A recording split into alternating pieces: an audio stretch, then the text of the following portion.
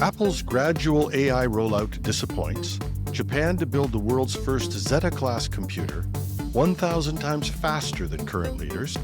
Could Microsoft be the savior of open-source Linux? And is this the beginning of the end for the free ride for social media platforms and tech giants? All this and more on the Hell Freezes Over edition of Hashtag Trending. I'm your host, Jim Love. Let's get into it. Apple's much-anticipated iPhone 16 series, touted as the first designed for Apple Intelligence, is getting a lukewarm reception due to the company's slower-than-expected rollout of AI features. This gradual introduction of AI capabilities could potentially dampen the annual iPhone upgrade cycle that Apple and its ecosystem partners have come to rely on. At the iPhone 16 launch event, Apple confirmed that the initial AI features won't be pre-installed on devices shipped this month. Instead, a limited set of AI functionalities will arrive in beta form next month and only US English initially. More advanced features like the Image Playground art generator and AI-generated custom emojis are slated for later this year, with the most expansive capabilities not arriving until the first half of 2025. This staggered release is in stark contrast with Apple's June presentation of Apple Intelligence, which painted an ambitious picture of AI-driven personalization across apps and services. The delay means early adopters of the iPhone 16 will essentially be paying for the future AI capabilities rather than immediately available features. Meanwhile, competitors like Samsung and Google are pushing ahead with AI integration. Google's Pixel 9 and Pixel 9 Pro, for instance, already offer several AI features out of the box, including image generation and call transcribing. Apple is leaning on hardware improvements to drive sales, and these include faster processor, larger screens, improved battery life, and a versatile new camera control button. But without the AI functions to make them necessary, why upgrade from a perfectly respectable phone that you already have? The delayed rollout also raises questions about Apple's competitive position in the AI race.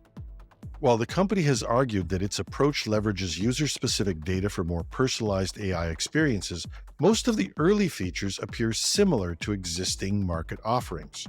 The more ambitious, differentiating features are largely scheduled for next year. As the tech industry continues its rapid AI integration, Apple's careful, measured approach to AI may be stretching the limits of its reputation for coming later to market with strong offerings.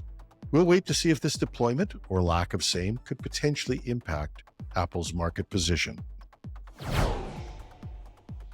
There's been a lot of focus about Microsoft and OpenAI's intent to build a supercomputer for $100 billion by 2028. But will Japanese computer builders knock the wind out of their sails? Japan has unveiled ambitious plans to construct the world's first Zeta-class computer, a machine that promises to be 1,000 times more powerful than today's fastest supercomputers. The project, nicknamed Fugaku Next, is set to begin construction in 2025 with the goal of being fully operational by 2030. This groundbreaking supercomputer is designed to reach speeds on the zettaflops scale, capable of performing 1 sextillion, that's 1 followed by 21 zeros, calculations per second. For those non-mathematicians trying to follow this, a flop is a floating point operation per second, and it's the gold standard of measuring supercomputers. And I'm probably going to be criticized for this because it's not that straightforward, but to give some general indication, a teraflop, or a trillion flops, is 10 to the 12th power, and the fastest computer known to humankind operates at 10 to the 18th, or an exaflop. And if you were even vaguely awake in high school math, you'll understand that 10 to the 26th calculations per second is simply beyond comprehension.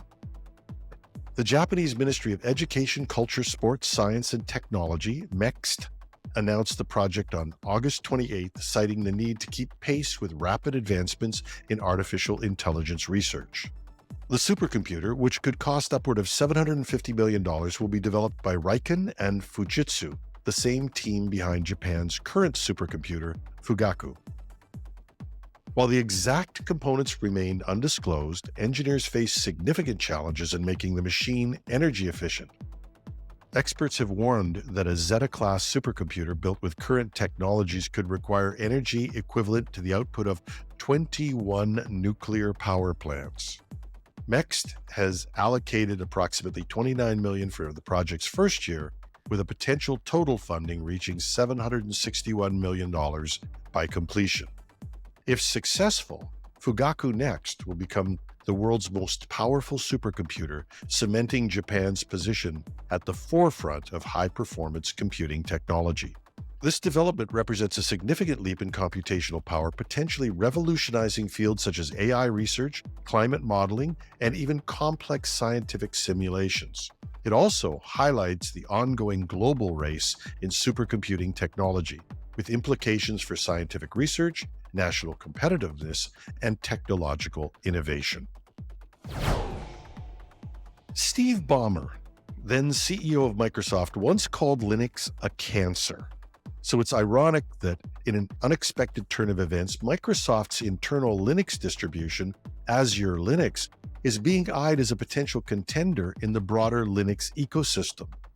This development comes amidst the ongoing chaos surrounding CentOS and could represent a significant shift in the enterprise Linux landscape.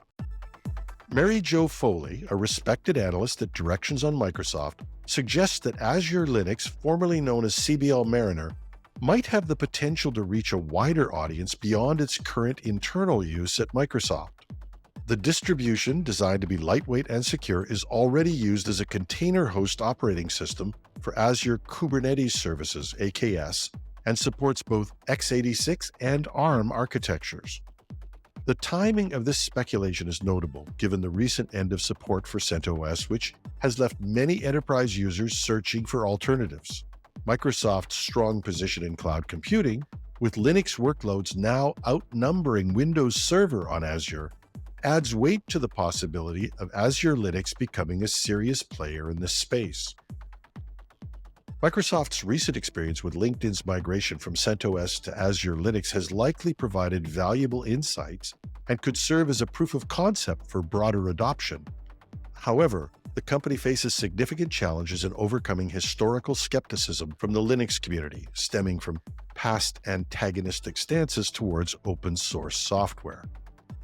When asked about the future of Azure Linux, Microsoft's response was carefully worded, stating that Azure Linux for VM or bare metal use is not available as a commercially supported offering today, leaving the door open for future developments. And while Microsoft is unlikely to generate significant direct revenue from Azure Linux, its potential as a driver for Azure cloud services and as a way to address support and maintenance concerns could make it an attractive strategy for the tech giant. And for followers of the Eagles, this could be the tech equivalent of hell freezes over. A great piece in the Spanish tech journal El País asks if the era of unchecked growth for social media platforms appears to be ending, as governments and regulators worldwide begin to take more assertive action against tech giants.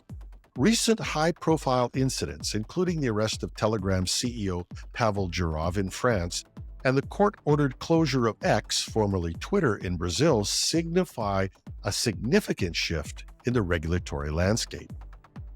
Telegram CEO Pavel Durov was arrested in France, accused of complicity in disseminating child pornography on the platform.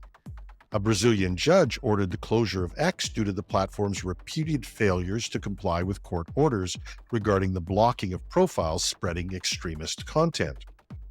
The European Union has implemented the Digital Services Act, DSA, which imposes stricter content moderation requirements on all platforms. And the US is seeing a wave of lawsuits against social media companies, accusing them of knowingly harming minors' mental health. Ireland's Data Protection Commission is showing signs of tougher enforcement as well against the tech giants. Some see these actions as part of a broader trend towards holding social media platforms more accountable for content shared on their sites. And the shift is driven by accumulated negative experiences, including scandals like Cambridge Analytica, concerns over national security and social polarization, growing public awareness of platforms' potential harmful effects, especially on young users. And while regulation is increasing globally, approaches remain uncoordinated between the different countries and regions. The European Union has taken a leading role with its comprehensive legal framework, including the General Data Protection Regulation, or GDPR, and the upcoming AI Act. The regulatory push is also influenced by the rapid development of artificial intelligence, which has raised new concerns about content moderation and recommendation algorithms. Despite occasional threats from tech executives to leave certain markets over regulation, most major platforms have ultimately complied with the new laws. With tensions affecting expansion in China and sanctions against Russia, Europe, the second largest economy in the world, is hard to ignore in the long term. In the US, many states, not just California, appear to be pushing back against social media and the tech industry power. At the federal level, all of the major tech players, with the exception of Elon Musk, seem to be staying out of the limelight, so not to offend either of the two parties or their leaders.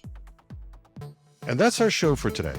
You can find the show notes at our news site, technewsday.com or .ca, take your pick. Thank you for listening. I'm your host, Jim Love. Have a wonderful Wednesday.